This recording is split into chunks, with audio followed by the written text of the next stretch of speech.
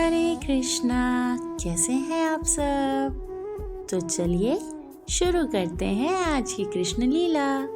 कृष्ण लीला भाग 24 और विषय है काल यवन का अंत और मुचुकुंद जी की गुफा। काल यवन का विनाश, श्री कृष्ण की अद्भुत लीला और मुचुकुंद जी का जागरण।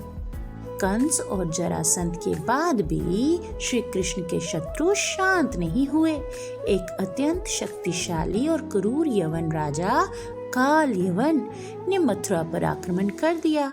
उसके पास विशाल सेना थी और उसे वरदान प्राप्त था कि कोई साधारण योद्धा उसे पराजित नहीं कर सकता।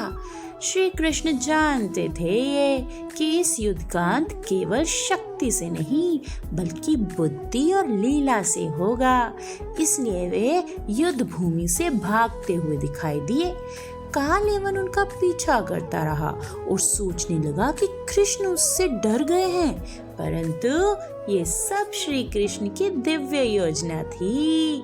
कृष्ण एक अंधेरी गुफा में पहुंचे जहां प्राचीन राजा मुचुकुंद गहरी निद्रा में सो रहे थे। देवताओं ने उन्हें वरदान दिया था कि जो भी उनकी नींद तोड़ेगा वे उनकी दृष्टि से तुरंत भस्म हो जाएगा। काल यवन ने अंधेरे में मुचुकुंद को ही कृष्ण समझ लिया और क्रोध में आकर उन्हें पैर से ठोकर मार दी।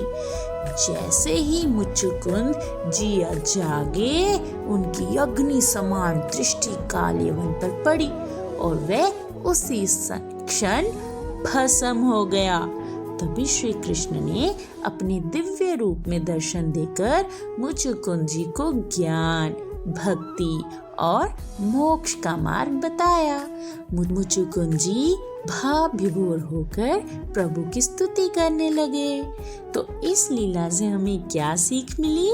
भगवान केवल बल से नहीं, बुद्धि और धर्म से भी अधर्म का नाश करते हैं। अहंकार व्यक्ति को विनाश की ओर ले जाता है। सच्ची शरण केवल भगवान के चरणों में है।